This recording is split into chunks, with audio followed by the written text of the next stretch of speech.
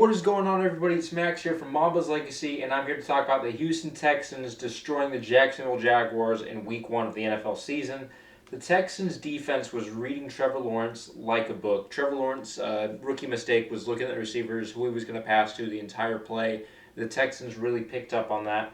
I mean, the Jaguars as a team look very rookie-like. They got a new head coach, first year. They also have Trevor Lawrence, like I mentioned earlier. He's a rookie. At halftime, the Jacksonville already had 7 flags on them. I mean, you could see the mistakes. Too many people in a huddle at once. Blah, blah, blah. The Jacksonville Jaguars, from the start of the game, did not look like they could really compete with the Houston Texans, and it really showed. But there were some bright things for the Jacksonville Jaguars. It looks like maybe they might have their feet under them towards the end of the game. Trevor Lawrence started to play better. But the Houston Texans absolutely played an amazing football game. Compared to last year, they only had 3 interceptions the entire year. Franchise worst right there. But in this game alone, they had 3 interceptions off Trevor Lawrence, who's the number 1 overall pick. Everybody said it's going to be a franchise player, change the league. 3 interceptions in his first game. He did have 3 touchdowns and threw for over 300 yards, but at the same time, you can't be throwing 3 touchdowns. 3 interceptions and expecting to win. Cooks was on fire in the first half. He slowed down in the second half. In the first half, Cooks was cooking. He had 4 catches for 128 yards. I thought he played amazing in the first half. Towards the end, I mean, he only ended up with, I think it was 132 yards, if I'm not mistaken. But I will also say Tyrod Taylor looked like one hell of a quarterback. He was playing an amazing game.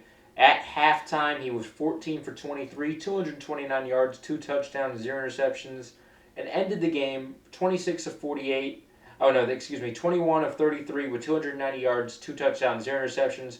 And Trevor Lawrence ended the game 26 of 48, 332 yards, 3 touchdowns, 3 interceptions. I will say Jacksonville had a ton of drops that I can't blame on Trevor Lawrence myself. A bunch of the running backs out in the backfield were just dropping open passes.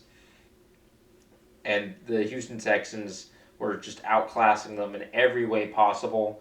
I mean, they were winning 37-14 at the start of the fourth. I thought that was crazy. I mean, Mark Ingram showed a little bit of life of his former self. He had 85 yards this game.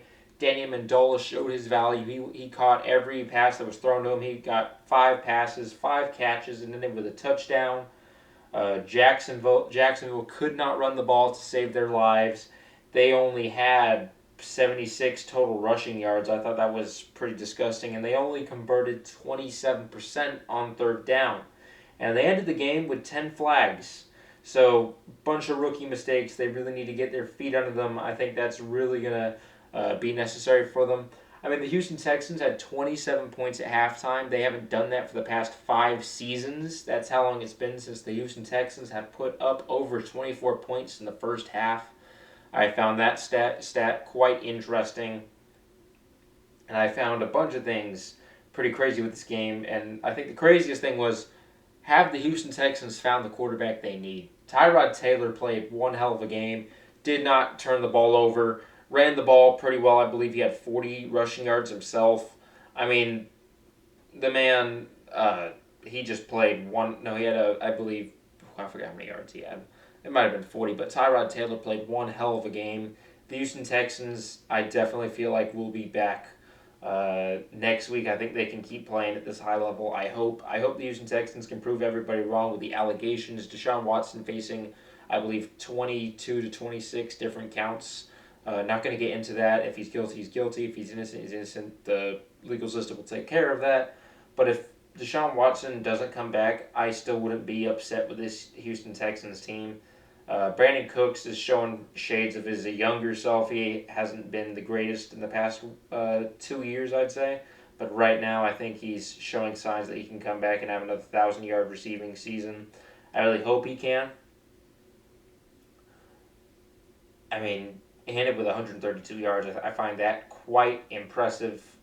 I mean, other than that, there's nothing too much to talk about. I mean, now it's kind of just what ifs. Will Jacksonville be able to beat my Denver Broncos next week? We're not sure. I kind of hope so. I believe that the Denver Broncos defense is going to be quite good. I also believe that Jacksonville will not play like this the entire season.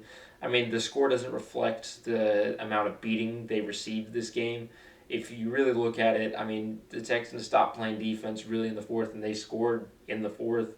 I mean, at the start, they only had four. They scored another touchdown in the fourth quarter. Texans defense wasn't doing too much stuff, but that last touchdown by Trevor Lawrence was kind of just a give me that. So I believe Jacksonville will play better. I hope Jacksonville can because they're an interesting team. I want Trevor Lawrence to win Rookie of the Year. But that's going to wrap it up for this episode. Hopefully you guys enjoyed it. A quick little recap right here. I'm not going to do this for every game that happens, but for the ones that I find quite interesting, I think I'll do it. Hopefully Houston has solved their problem. Hopefully Houston can keep this up, and I believe Houston perhaps can win a couple more games than we all expected them to this year. So remember, guys, please like this video, subscribe, share this with your friends. Make sure, again, that you subscribe to Mama's Legacy and turn those notifications on. And I will talk to you guys in the next one.